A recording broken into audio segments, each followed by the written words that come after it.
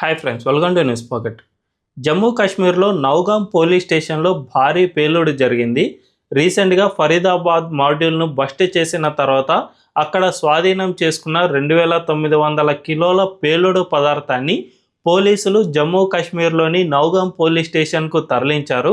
అక్కడి నుంచే ఈ ఉగ్రవాద మాడ్యూల్ను కూపి లాగారు కాబట్టి అక్కడికే తరలించారు. వీటిని పూర్తిగా క్లోజ్డ్ కంటైనర్ ఉన్న లారీలో తరలించినా కూడా ఆ తర్వాత అక్కడ భద్రపరిచిన సమయంలో ఫోరెన్సిక్ నిపుణులు ఇది పరిశీలన చేసిన సమయంలో ఈ పేలుడు సంభవించింది.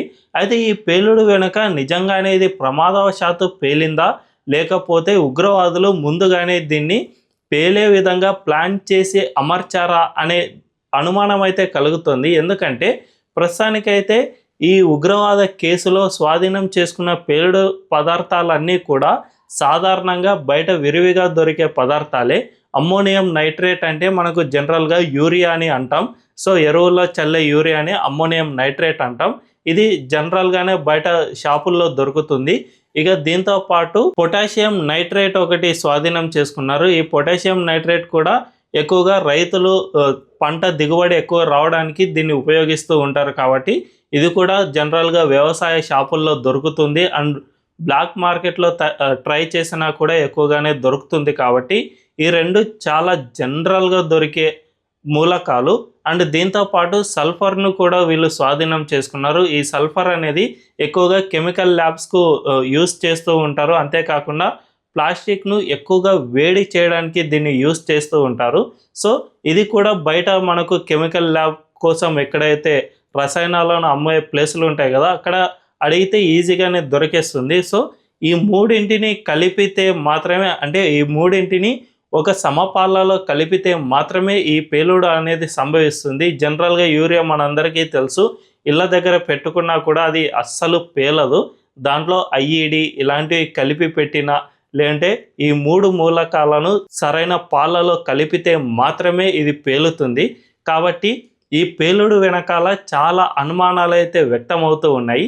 దానిపై ఈ వీడియోలో విశ్లేషించుకునే ప్రయత్నం చేద్దాం. అంతకంటే ముందు ఈ వీడియోను పూర్తి సమాచారం సేకరించడానికి చాలా సమయం తీసుకున్న తర్వాత మాత్రమే మీకు అందించే ప్రయత్నం చేస్తూ ఉన్నాను. సో ఈ వీడియోను చివరి వరకు చూడండి. నా రీసెర్చ్ కనుక మీకు నచ్చినట్లయితే ఖచ్చితంగా మా ఛానల్ను సబ్స్క్రైబ్ చేసుకుని బెల్ ఐకాన్ను క్లిక్ చేయడం అస్సలు మర్చిపోవద్దు. ఇక డీటెయిల్స్లోకి వెళ్తే, జనరల్గా మన దేశంలోని మావోయిస్టులు ఐఈడి పేలుళ్లకు పాల్పడుతూ ఉంటారు. ఈ ఐఈడి పేలుళ్ళు అంటే జనరల్గా జిలెటిన్ స్టిక్స్ ఎక్కువగా వాడుతూ ఉంటారు. మన దేశంలో ఎక్కడైతే ఎక్కువగా మైనింగ్ జరుగుతూ ఉంటుందో ఆ ప్రాంతాల్లో జిలెటిన్ స్టిక్స్ ఎక్కువగా ఉపయోగిస్తూ ఉంటారు. కాబట్టి అక్కడి నుంచి కొన్ని జిలెటిన్ స్టిక్లను దారి మళ్లించడం, లేదంటే అక్కడ పనిచేసే కార్మికులను వాళ్ళను లోబర్చుకోవడం, లేదంటే వాళ్ళను బెదిరించడం ఇలాంటివి చేస్తూ ఉండటం వల్ల ఈ జిలెటిన్ స్టిక్లను కొన్నింటిని దారి మళ్లిస్తూ ఉంటారు. సో ఆ విధంగా వచ్చిన స్టిక్లను వీళ్ళు చాలా జాగ్రత్తగా ఉపయోగిస్తూ ఉంటారు. కావాల్సిన చోట్ల మాత్రమే వీటి పేలుళ్లకు పాల్పడుతూ ఉంటారు. అయితే ఒక జిలెటిన్ స్టిక్ను తీసుకురావాలంటే చాలా కష్టంతో కూడుకున్న పని. అంతేకాకుండా అది చాలా ప్రమాదకరమైంది. కాబట్టి దాన్ని ఎట్టా పడితే అలా యూస్ చేయరు. చాలా జాగ్రత్తగా తక్కువ మొత్తంలో, ఎంత తక్కువ వీలైతే అంత తక్కువగా దాన్ని యూస్ చేస్తూ ఉంటారు. ఒకవేళ జిలెటిన్ స్టిక్ను యూస్ చేయాలన్నా కూడా దానిపై అమ్మోనియం నైట్రేట్, అంటే మనం జనరల్గా ఎరువుల కోసం యూరియా వాడుతూ ఉంటాం కదా, ఆ యూరియాను దీంతో కలిపి గనుక పేలుడుకు పాల్పడితే ఇంకా పెద్ద మొత్తంలో పేలే అవకాశాలు ఉంటాయి. అమ్మోనియం నైట్రేట్కు ఈ జిలెటిన్ స్టిక్ను గనుక యాడ్ చేసే భారీ విస్ఫోటనమే సంభవిస్తుంది. సో ఈ విధంగా అమ్మోనియం నైట్రేట్ను ఉపయోగిస్తారే తప్ప అదంతా కాదు పేలే సామర్థ్యం దానికి అస్సలు లేదు. దానికి ఒక పేలుడు పదార్థాన్ని యాడ్ చేసే తప్ప అది పేలదు. కాబట్టి ప్రస్తుతం ఫరీదాబాద్ మాడ్యూల్లో కూడా స్వాధీనం చేసుకున్న అమ్మోనియం నైట్రేట్ అనేది దానంతటా అదే పేలే సామర్థ్యం లేదు. అండ్ పొటాషియం నైట్రేట్ కూడా సేమ్ ఇదే విధంగానే ఉంటుంది. దీంతో పాటు సల్ఫర్ కూడా ఇదే విధంగానే దానంతటా అదే పేలే ప్రమాదం అస్సలు ఉండదు. జనరల్గా కెమికల్ ల్యాబ్, మనం ఇంటర్ డిగ్రీ చేస్తున్న టైంలో కెమికల్ ల్యాబ్స్లో మనం చూసే సల్ఫర్ మూలకాన్ని మనం చూస్తూనే ఉంటాం, అది కూడా పేలదు. కాబట్టి ఈ మూడు ఏవైతే స్వాధీనం చేసుకున్నారో ఈ మూడు కూడా పేలే పదార్థాలు అస్సలు కావు. సో ఇందులో ఇవి ఏ విధంగా పేలాయి అనే దాన్ని మనం ఒక్కసారి చూస్తే, ఖచ్చితంగా దీంట్లో ఏదో ఒక పదార్థాన్ని అంటే కొత్త పదార్థాన్ని మిక్సింగ్ చేసే అవకాశాలు ఖచ్చితంగా ఉన్నాయి. ఇదొక అనుమానం అయితే రేకెత్తిస్తుంది. ఎందుకంటే జనరల్‌గా పోలీసులు వెల్లడించిందైతే ఈ 3 పదార్థాలను మేము స్వాధీనం చేసుకున్నాం అని పోలీసులు వెల్లడించారు. అయితే ఈ మూడింటిని జనరల్‌గా పోలీసులు పూర్తిగా క్షుణ్ణంగా పరిశీలించారు కాబట్టి ప్రాథమికంగా ఈ సమాచారాన్ని చెబుతూ ఉంటారు. అయితే దీన్ని పూర్తిగా ఫోరెన్సిక్ నిపుణులు పరిశీలన చేస్తే తప్ప అందులో ఏమేం కలిపారు, ఏమేం మూలకాలు ఎక్స్ట్రాగా యాడ్ అయి ఉన్నాయి అనే విషయం తెలియదు. సో ఈ విధంగా ఫోరెన్సిక్ నిపుణులు అక్కడికి వెళ్ళి పరిశీలన చేస్తున్న సమయంలోనే అది పూర్తిగా బ్లాస్ట్ అయిపోయింది. నిజానికి దీంట్లో 2 పాసిబిలిటీస్ ఉండవచ్చు. అదేమిటంటే ఈ 3 మూలకాలు కలిపిన మిశ్రమంతో పాటు దీంట్లో ఏదైనా ఎక్స్ట్రాగా యాడ్ చేసి ఉంటే మాత్రమే ఇది ఇంత పెద్ద పేలుడుకు సంభవించే అవకాశం ఉంది. ఒకవేళ ఫోరెన్సిక్ నిపుణులు ఆ బ్యాగ్స్ను కట్ చేస్తున్న క్రమంలో లేదంటే ఏదైనా చేస్తున్న క్రమంలో ఎక్కడైనా నిప్పురవ్వ రాజేసుకుని ఈ పేలుడు సంభవించడానికి ఒక అవకాశం ఉంది. దీంతో పాటు ఈ ఉగ్రవాదులు ముందుగానే పోలీసులు వస్తారని గుర్తించి దాంట్లో ఏమైనా ఐఈడీలు లేదంటే రిమోట్ కంట్రోల్డ్ బాంబులు అమర్చారా అనే అనుమానం కూడా లేకపోలేదు. ఎందుకంటే ఈ ఉగ్రవాద మాడ్యూల్ను వెంటనే బస్ట్ చేయలేదు.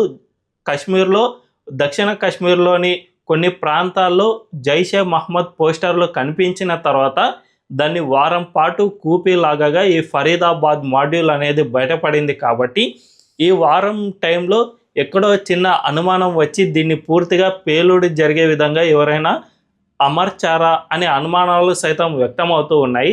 దీనిపై కూడా పోలీసులు ఇప్పటి నుంచి పూర్తిగా విచారణ జరిపే అవకాశం ఉంది. ఒకవేళ ఇదే గనక నిజమైతే మొత్తం ఈ ఫోరెన్సిక్ సైంటిస్టులు చేసే పరిశోధన ప్రోటోకాల్ మొత్తం మార్చుకోవాల్సిన అవసరం ఎంతైనా ఉంది. అంతేకాకుండా పోలీస్ స్టేషన్లో నిల్వ ఉంచే సమయంలో కూడా తీసుకోవాల్సిన జాగ్రత్తలపై ఇకపై నుంచి చాలా మార్పులు చేయాల్సిన అవసరం ఎంతైనా ఉంది. ఎందుకంటే ఇప్పుడు ఒక ప్రమాదం అయితే జరిగింది. భవిష్యత్తులో ఇలాంటివి మరిన్ని ఎక్కువగా జరిగే అవకాశాలు ఖచ్చితంగా ఉంటాయి. కాబట్టి వీటిని భద్రపరిచేందుకు ఎక్కడైనా ఓపెన్ ప్లేస్ ఈ విధంగా ఎంపిక చేయడం, అక్కడ తగు జాగ్రత్తలు తీసుకోవడం, లేదంటే దీంట్లో ఏదైనా స్వాధీనం చేసుకుంటే వెంటనే ఆ మూలకం కొంచెం తీసుకుని అందులో ఏమైనా మిక్స్ చేశారా, లేదంటే అవి నార్మల్ అమ్మోనియం నైట్రేట్ అంటే మిక్స్ చేయకుండా జనరల్గా ఉంచిన పేలుడు పదార్థాల ఇవన్నీ వెంటనే చెక్ చేసి ఒకవేళ అందులో ఏమైనా కలిపి ఉంటే దాన్ని వెంటనే డిస్పోజ్ చేసే విధంగా ఏమైనా చర్యలు తీసుకోవాలా అనే దానిపై రక్షణ పరంగా పూర్తిగా ప్రోటోకాల్ మొత్తం మారిపోయే అవకాశం ఖచ్చితంగా ఉంది. ప్రస్తుతం వస్తున్న పరిణామాలను ఒక్కసారి మనం గమనిస్తే ఖచ్చితంగా ఇప్పటి నుంచి ఎక్కడైనా పేలుడు పదార్థాలు లభిస్తే వాటిని పోలీస్ స్టేషన్లలో భద్రపరిచే ప్రసక్తి అస్సలు లేదనే తెలుస్తుంది. ఇందుకోసం భద్రతా బలగాలు అన్ని సంయుక్తంగా కలిసి జిల్లాకు ఒకటో లేదంటే ప్రాంతానికి ఒకటో ఈ విధంగా అంటే అక్కడి ఉన్న పరిస్థితులకు అనుగుణంగా కొన్ని ప్రాంతాలను ఎంపిక చేసి ఓపెన్ ప్లేస్ను ఎంపిక చేసి దాంట్లో భద్రపరచడం అండ్ అక్కడ ఎంట్రీ అండ్ ఎగ్జిట్ ఇలా ఎవరైనా వచ్చి వెళ్తున్న వారిపై కూడా పటిష్ట నిఘా అండ్ పటిష్టంగా ప్రోటోకాల్ పాటించేలా చర్యలు తీసుకోవడం ఇలాంటివి చేసే అవకాశాలు ఖచ్చితంగా ఉన్నాయి. ఎందుకంటే ఈ నౌగాం పోలీస్ స్టేషన్లో జరిగిన బ్లాస్ట్ అనేది చాలా పెద్దగానే జరిగింది. ఇందుకు సంబంధించిన ఒక సీసీటీవీ ఫుటేజ్ నేను చూశాను. అందులో ఎలా ఉందంటే న్యూక్లియర్ బాంబ్ పేలినప్పుడు పైన ఏ విధంగా అయితే అగ్నిగోళం ఏర్పడుతుందో సరిగ్గా అంతే మొత్తంలో అగ్నిగోళం అక్కడ ఏర్పడింది. అంత పెద్ద బ్లాస్ట్ అనేది వచ్చిన టైంలో 9 మంది అధికారులు మరణించారు. అంతేకాకుండా 20 మందికి పైగా గాయపడ్డారు. కాబట్టి ఖచ్చితంగా ఈ ప్రోటోకాల్ పూర్తిగా మార్చే అవకాశాలు మెండుగా ఉన్నాయని తెలుస్తుంది. సో మరి ఈ వీడియో పూర్తిగా చూశారు కాబట్టి ఇందులో మీరు ఏమని భావిస్తూ ఉన్నారు? ఇవి ప్రమాదవశాత్తునే పేలాయా లేదంటే అందులో ఏమైనా కలిపి ఉండొచ్చు అని మీరు భావిస్తున్నారా? కామెంట్లలో తెలియజేయండి. అండ్ ఈ వీడియో కనుక మీకు నచ్చినట్లయితే ఖచ్చితంగా మా ఛానల్ను సబ్స్క్రైబ్ చేసుకుని బెల్ ఐకాన్ను క్లిక్ చేయడం అస్సలు మర్చిపోవద్దు. Thank you.